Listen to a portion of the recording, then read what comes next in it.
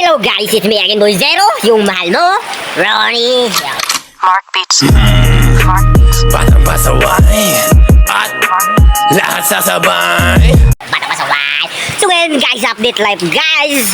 Hindi ko na mabilang kung anong days na kami dito sa training ground namin guys. Sa training center dito sa Mayti and Mulabi. Mulabi sa Mayti guys.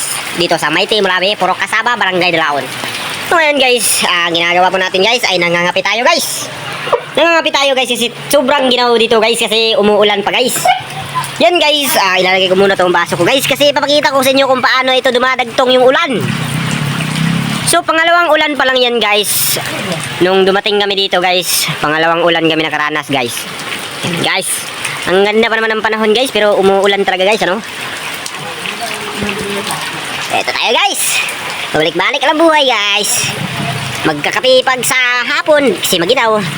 At pag udto naman ay mag-i-snack tayo. Pero snack, hindi snack yung mga formal na snack guys.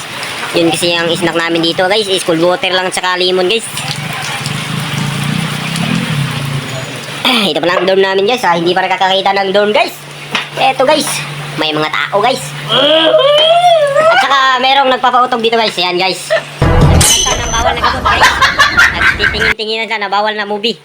Alam nyo na, XX. Joke lang yun guys ha. Ito guys, medyo maputik na ang aming mga dadaanan dito guys. Ha? Bakit?